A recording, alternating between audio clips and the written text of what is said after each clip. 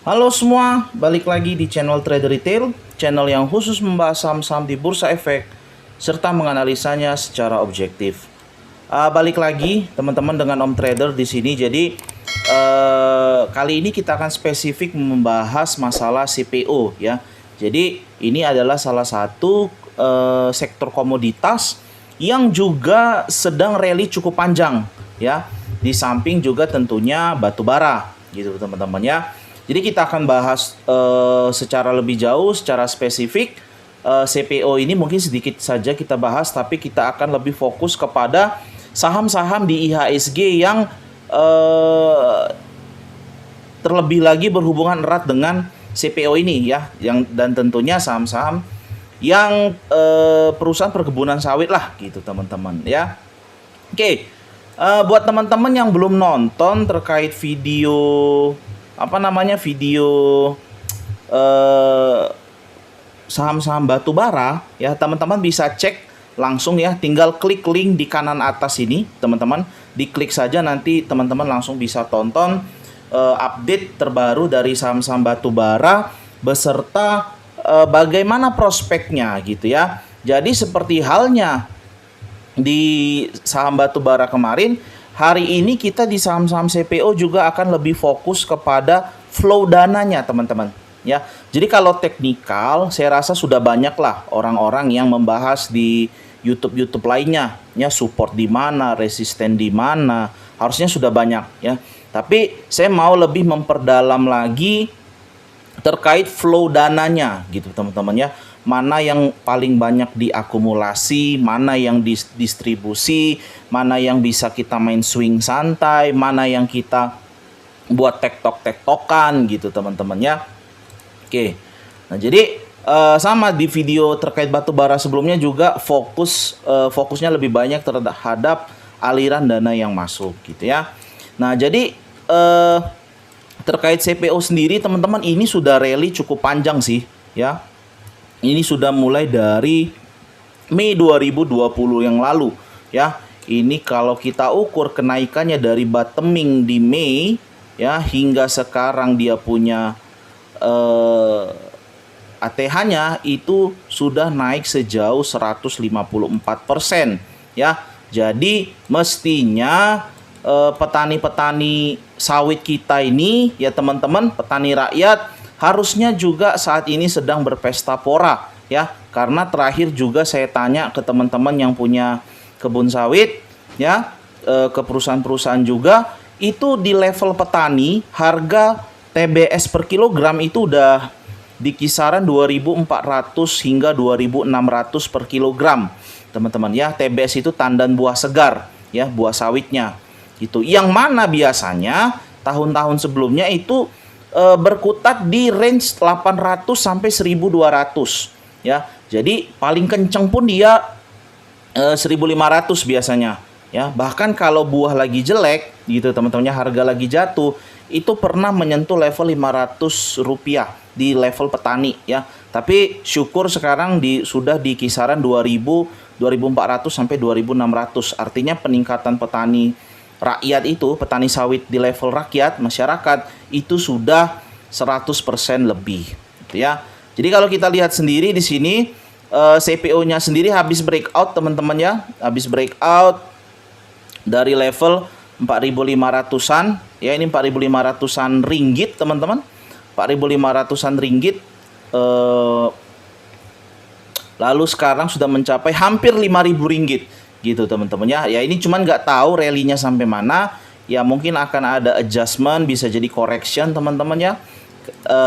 Ya kalaupun dia correction mungkin sampai sekitar sini ya, mana tahu dia mau retest support yang baru ya, setelah resisten sebelumnya berhasil dijeblok gitu, dijebol maksudnya ya.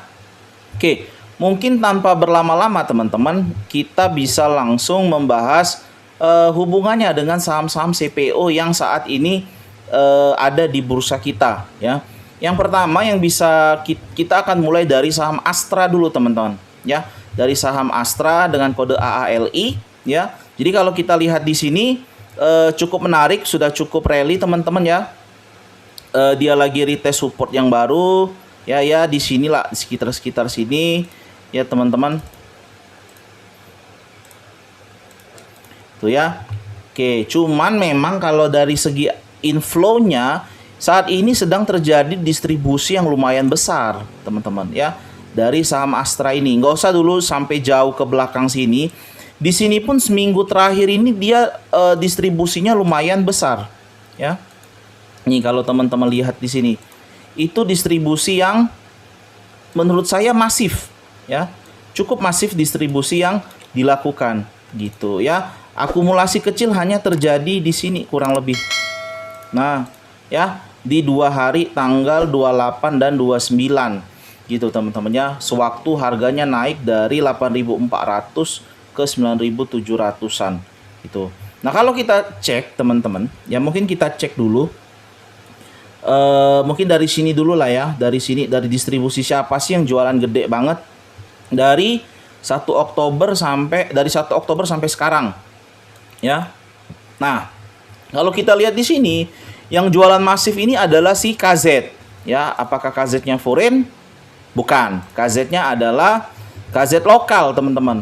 Dan nggak tanggung-tanggung sampai 100 miliar, 100 ribu lot.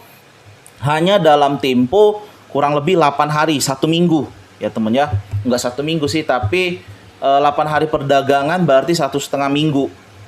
Gitu ya. Ini mungkin dia sudah punya barang dari jauh sebelumnya, kemungkinan. Nah, kalau kita lihat tanggal 28 sampai 29, apakah itu siapakah yang akum? Oh, sorry, salah. Nah, oke, ternyata yang akum adalah KZ. Dan KZ-nya apakah domestik? Benar, KZ-nya mayoritas ada domestik, ada foreign-nya sedikit. Jadi teman-teman, kalau kita lihat, kita hubungkan inflow-nya dan outflow dengan pergerakan saham Astra ini, asumsi saya adalah KZ ini ngangkat, ya, ini diangkat untuk kemudian selanjutnya dia melakukan distribusi yang masif, ya. Jadi dia keluar modal dikit, habis itu dia jualan di pucuk. Gitu. Dan kalau kita lihat tadi di sini teman-teman, apakah ada yang tampung? Yang nampung tadi kayaknya nggak ada ya. Yang apa? Kayaknya tersebar merata tuh. CC, RE, GR, ada beberapa memang broker-broker apa? Broker-broker yang biasanya dalam tanda petik banyak diisi oleh big money ya. Tapi kalau CC ini kemungkinan besar adalah retail. GR pun retail, OD, PD jelas retail ya. Jadi cukup masif teman-teman ya, 30 seller berbanding 45 broker yang buyer ya. Jadi kalau secara inflow sih Ali kurang menarik menurut saya ya teman-teman. Lalu lanjut kedua ke saham berikutnya yang berhubungan dengan CPO adalah London Sumatera gitu ya, LSIP dengan kode LSIP. Nah, kalau kita lihat di sini ya teman-teman, sebenarnya di sini ada distribusi ya, mayoritas distribusi dibanding akumulasi. Tuh ya. Kok gini dia? Nih ya, pokoknya di sini mayoritas dia melakukan distribusi. Gitu teman-teman ya. Cuman memang menariknya di beberapa hari terakhir ini ada akumulasi yang lumayan, bahkan di tanggal 5 dan 6 Oktober itu ada volume spike ya teman-teman, ada volume spike yang mana di situ harga sahamnya di sini itu naik dari 1.300 sampai jadi 1.400 ya, padahal dia udah rally lumayan nih dari kisaran 1.100 gitu ya. Nah, kalau kita cek di sini teman-teman ya, kalau kita cek di sini mungkin kita fokus dari yang seminggu terakhir aja lah gitu ya. Kalau yang udah lewat nih lewat lah ya, mungkin entah kayaknya pun udah selesai distribusi yang jualan. Jadi mungkin kita bisa cek LSIP ini dari tanggal 27 September ya. Jadi kita cek LSIP 27 September. Nah, menarik nih ya, kebalikan dari Ali tadi. Ini LSIP ini terlihat akumulasi yang cukup besar ya, terutama dari DX, ZP dan BK. ZP BK ini mestinya asing. Sorry. Ya benar, asing ya. Jadi sekitar 130-an miliar, 134 miliar. Kurang lebih teman-teman ya. Nah, ini GR retail, mayoritas retail, YP juga banyak retail gitu ya. Jadi ini bagus teman-teman ya. Jadi ada inflow. Dan average-nya pun kalau kita lihat ini average-nya nggak bawah-bawah banget gitu ya. Jadi masih agak dipucuk lah, terutama DX nih lagi ya. DX ini dia punya harga 1420 gitu loh. Nah ini harga DX di 1000, waduh pucuk juga ya. Nah itu ya harga DX ya. Nah, itu harga DX. Lalu selanjutnya harga modal ZP 1380. Pucuk juga ini. Tuh, ya. Lalu selanjutnya harga BK 1287. Oke, ini agak bawah. Tapi tetap saja nggak bawah-bawah banget, teman-teman, ya. Jadi, ini mereka bertiga ini aja udah akum kurang lebih 1,2 sampai 1,3 juta lot loh. Ya. Ini timpang nih, kiri kanan timpang, 26 broker buyer banding 60 broker seller, ya. Jadi LSIP ini lebih menarik, jauh lebih menarik daripada daripada Astra tadi, teman-teman. Ya, inflow-nya deres banget. Seminggu terakhir itu deres, ya. Oke, kalau masalah titik entry teman-teman cari sendirilah. Ya, saya fokus kepada aliran dananya aja gitu ya. Lalu selanjutnya Ali LSIP SSMS. Ini juga menarik ya. Salah satu emiten yang bergerak di perkebunan sawit. Ya, jadi kita lihat bagaimana, waduh, SSMS lebih menarik lagi nih. Kenapa lebih menarik? Karena di sini jelas, teman-teman, ya. Ini mayoritas mereka ada akumulasi di sini sepanjang sini. Oh, sampai ujung pun mereka akumulasi tuh. Ya. Sampai ujung terjadi akumulasi. Di sini pik-piknya akum nih. Ini piknya akumulasi terjadi, ya.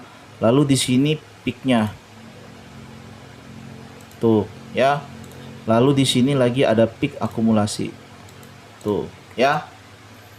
Ada yang jualan ada, tapi kalau kita lihat secara menyeluruh lebih banyak yang melakukan akumulasi gitu, teman-teman, ya. Oke.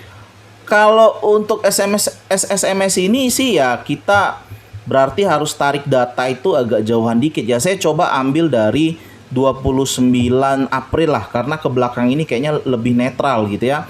Sini akum, sini distri ya. Sini, mulai dari sinilah yang nampak dia lebih dominan akumulasinya, teman-teman. Ya, saya coba ambil untuk SSMS dari 29 April. Mana nih? Wow, gede nih. Ya, gede. Apakah di nego ya? Ini kayak ada, ya benar, ini terjadi di pasar nego, ya. Crossing dari YU ke ZP. Oke, ya. Jadi di sini bandar utamanya tuh ZP, teman-teman. Dia yang punya banyak, gitu ya. Yang punya banyak. Tapi kalau kita coba lihat dari sini dari tanggal 28 September, ya, kita coba lihat dari 28 September deh, yang terakhir. Oke, di sini yang main BK, ya. Yang supir, bukan supir sih, tapi individu, ya, atau institusi yang pegang banyak SSMS tadi itu ZP. Dia punya 280 miliar, average-nya 800 sekian tadi, ya. Di playback aja kalau kelewat. Tapi yang main SSMS minggu terakhir, ya, itu ternyata adalah BK. Ya, jadi BK ini pun kalau saya perhatikan memang sering juga dianya main di swing pendek lah gitu ya. Yang copet pun, tektok pun ada, swing pendek tapi kebanyakan.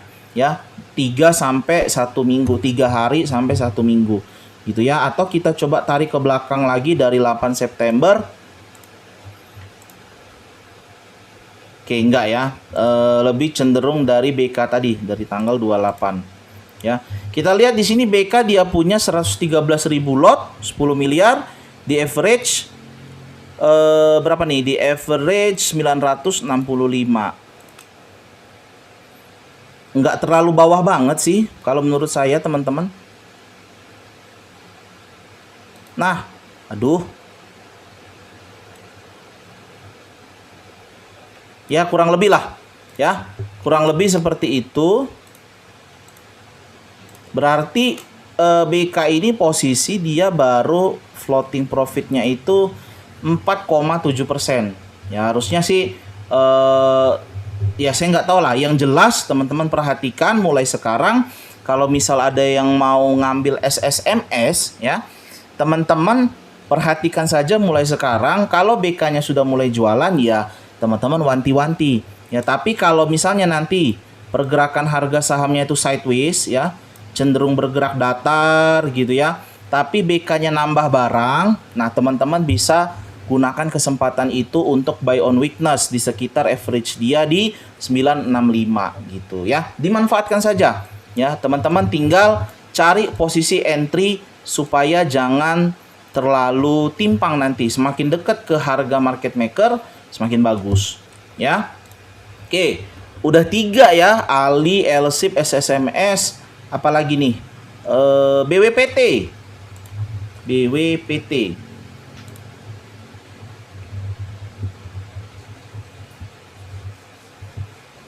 Nah, BWPT ini lebih banyak distribusi ya. Kalau kita lihat volumenya agak rendah memang di sini teman-teman, tapi cenderung ke distribusi.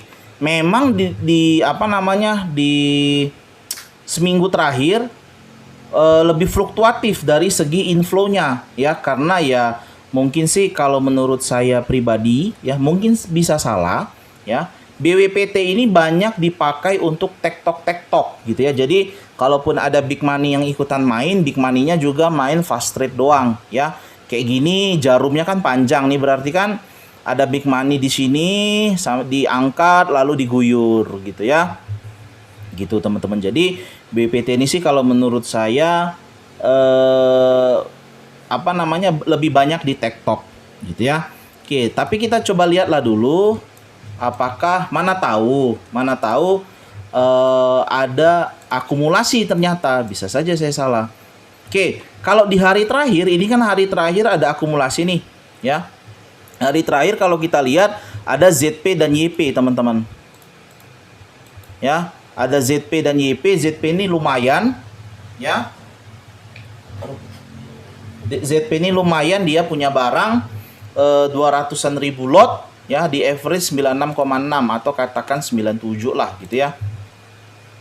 Closing di 98 ya, baru dia baru cuan 1 sampai 2 tick lah ya. Jadi teman-teman kalau yang mau tektokan itu maksudnya yang mau main cepet, main fast trade aja, yang bukan mau nge-swing, itu main di BWPT itu bagus ya. Kalau yang mau sambil nge-swing di LSIP, SSMS boleh gitu ya teman-teman, karena apalagi BWPT ini dia agak sedikit lebih volatile ya. Kalau kita lihat di sini kan banyak jarum-jarumnya tuh ya, banyak jarum-jarumnya, berarti dia lebih volatile. Tinggal tentukan titik entry ya.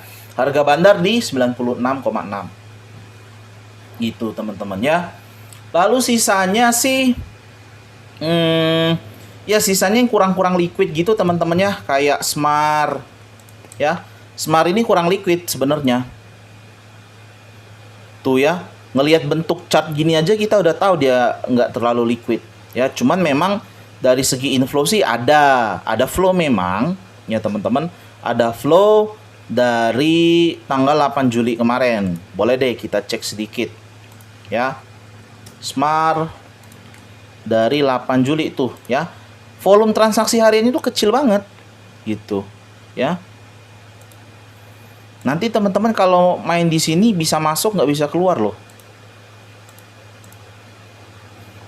Dari 8 Juli ya tadi ya. Iya benar. Tuh. Ya. Ada akumulasi tapi ya kecil, cuman 700-an lot. Jadi kurang liquid lah. Ya, ini sepertinya tidak ada liquidity provider dan ya gitu jadinya. Ya, satu lagi paling Gosco. Gosco juga salah satu emiten sawit, teman-teman. Wah, ini baru bangkit dari kubur ya. Kayaknya ini keikut dari sentimen harga CPO ya. Dan ini ya ini sama kayak BWPT lah. Kalau teman-teman yang lebih senang tektok, cocok nih main di Gosco ya, karena ini banyak jarum suntik di sini, teman-teman ya. Naik, guyur, turun, akum, angkat, guyur lagi gitu ya. Oke, kalau kita coba lihat sekali lewat dari Gosco dari tanggal berapa nih? 30 September. Ada akumulasi dari YJ dengan ya YJ lah terutama ya, karena YP dan ini retail ya. YPCCXC retail, mungkin ini mereka yang jualan lah, jualan cut loss entah apapun itu. Dan ini ditampung YJ sama XA, spesialis bandar copet ya. YJ terutama YJ, YB, MG gitu ya. Kadang-kadang BK itu spesialis bandar copet gitu. Jadi ya teman-teman perhatikan aja average-nya itu di sekitar 53 hingga 54 gitu. Nah, ya, average market maker-nya di sekitar 53 54. Yang mau tektok gitu ya. Jadi ada tergantung teman-teman pilihannya mau kemana. Apakah mau tektokan ya, fast trade, maka pilihannya adalah Gosco dan BWPT. Atau mau swing santai. Kalau mau swing santai maka pilihannya adalah LSIP dan SSMS ya. Jadi sesuaikan dengan risk profile teman-teman sendiri dan kenyamanan teman-teman sendiri dalam melakukan trading ya. Untuk titik entry teman-teman silakan ya bisa cari video YouTube lain lah untuk masalah teknikal, karena seperti yang saya bilang fokus saya hanya di inflow dananya teman-teman ya. Mungkin itu dulu teman-teman. Kalau mau join ke grup Telegram kita, linknya saya letakkan di deskripsi. Bisa join ke grup premiumnya juga. Akan ada rekomendasi saham swing, FT, menu sore, rutin setiap hari teman-teman ya. Mungkin itu dulu. Jangan lupa subscribe channel kami supaya boleh semakin berkembang ke depannya. Tekan juga tombol like, komen, serta share video ini sehingga semakin banyak orang-orang yang dapat menikmati analisa video dari kami. Terima kasih.